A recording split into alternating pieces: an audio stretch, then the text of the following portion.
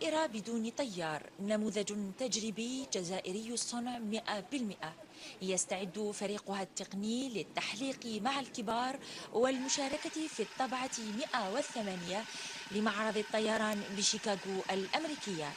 الفجر 10 هو أول نموذج على المستوى العربي يتميز بتكنولوجيا حديثة يمكن استغلالها في مجال مراقبة الطرقات وحماية الحدود وحتى استعمالات الأرصاد الجوية. هذا المشروع هذا يعتبر نموذج أولي بقياس 1/4، لأن المشروع الأصلي هو 1 sur 1، واللي هو الطول تاع بين الأجنحة 12 متر، والطول تاعو يعني الطول تاعو فيها 8 مترات. التقنية اللي فيها تقنيه متوازيه مع كما قلت مع التقنيات الاوروبيه والامريكيه، زائد على ذلك عندها مدى تاع طيران لمده تفوق 24 ساعه.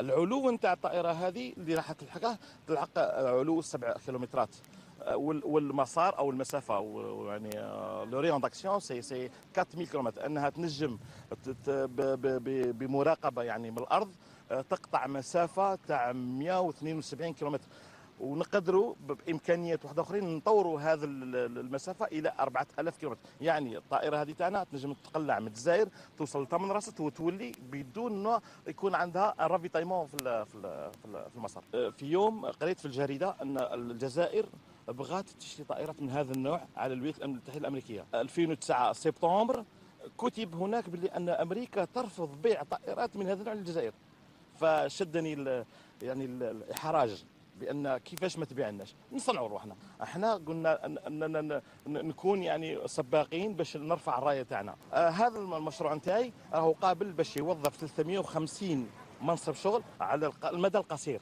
اما المدى البعيد يكون هناك ما يفوق 4000 منصب شغل. ولو دومين ايرونوتيك سي ان دومين تري فاست اي فيرج اون الجيري. الجزائر ورغم إمكاناتها من حيث المساحة إلا أنها تفتقد إلى نوادي الطيران، ونجاح هذه التجربة ليس نتيجة صدفة وإنما هو ثمرة جهد علمي يحتاج إلى الرعاية للتحليق في سماء الكبار.